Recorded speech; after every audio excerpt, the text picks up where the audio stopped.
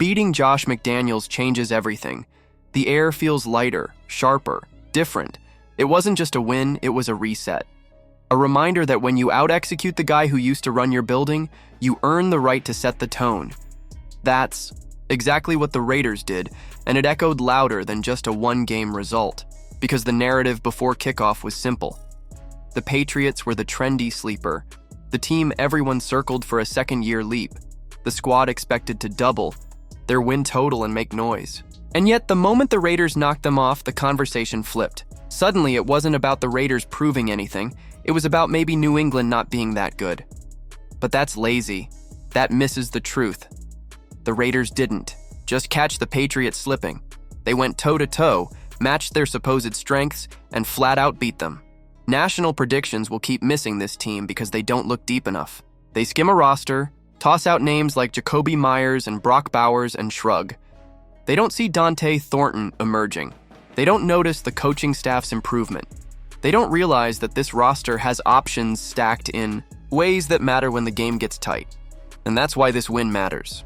It's not about September overreaction. It's about signs of a franchise that finally feels aligned. First, the injury scare. Brock Bowers took a shot to the knee, left for a breather, and Raider Nation held its breath. But the report was clear.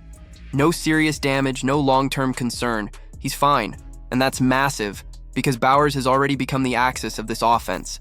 Even on a slick field, in a game that stayed tight far too long, he still gave the Raiders 5 catches for over 100 yards. His absence could have crippled them. Instead, the staff turned to Michael Mayer, who stepped up in those reps. That's depth.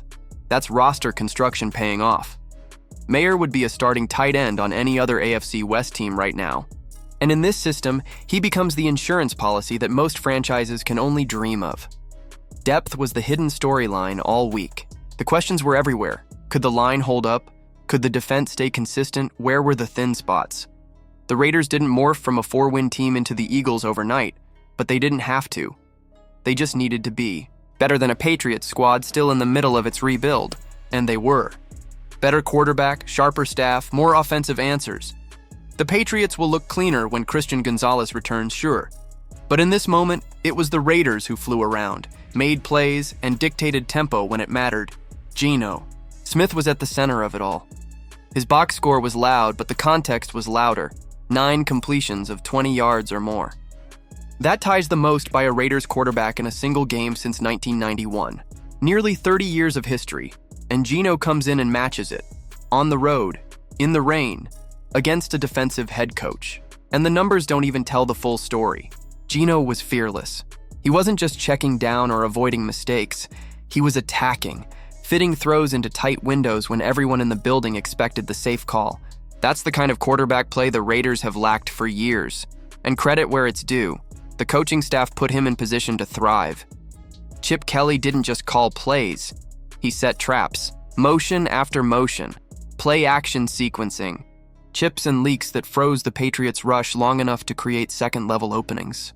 None of it was on display during the preseason, but it all showed up here, and it worked. The offense found rhythm not because of luck, but because the staff stayed 2 steps ahead. Geno had to make the throws, and he did. Elite arm talent plus speed outside plus Bowers is a matchup nightmare. That's not a gimmick. That's a formula. The receivers made it all come alive. Jakobi Meyers played like a true WR1. Thornton's emergence gave Geno a vertical option that stressed coverage. Trey Tucker found ways to stretch the field. And Bowers, even while limping briefly, reminded everyone why he's already one of the toughest players in the league to game plan against. It's not about volume touches with this group. It's about impact. Limited targets, maximum damage. Defensively, it started shaky. The Patriots marched early, and the Raiders looked like they might crack. But once again, adjustments flipped the script. Patrick Graham got aggressive. He heated Drake May at the right moments, forced him to sort protections, then changed the picture post snap. Stunts freed Crosby. Blitzes hit at the right times. Suddenly, the quarterback who looked comfortable in the first half was rattled. And that's when the turnover came. Crosby's relentless pressure forced the errant throw that landed in Isaiah Pola-Mao's hands. A playmaker's play in a game that needed one. Max Crosby was his usual force of nature, wrecking snaps even. Through double teams. Malcolm Kuntz brought energy, and created a key forced fumble. Tyree Wilson held the edge strong in the run game. If Kunsey, Wilson, and Butler can combine to be 70% of Max's chaos snap, this defense becomes a nightmare to deal with. Boom or bust, sure. But when the boom hits, it changes everything. And that's the blueprint. Get a mid-round rookie like Dante Thornton to pop. Hit on Ashton Gentry as a draft pick. Revive veterans like Devin White and Jamal Adams. Let Pola-Mao take another step. Put Geno in position to distribute and then let him uncork 3 or 4. High leverage throws a quarter. That's enough. That wins in this league more often than not. Washington just did it last year with Dan Quinn and Jaden Daniels. The Raiders don't have Daniels, but they have their version of answers. This wasn't some cute September upset. It wasn't a fluke. It was a window into what this team can be when the staff plays chess instead of checkers, and the roster has multiple ways to win. Protection still needs work. Coverage depth has to tighten, but the bones are right. The quarterback is right. The coaching staff is aligned. For the first time in a long time, the Raiders don't feel like they're guessing. They feel like they're building. And Raider Nation, that's a very different kind of high.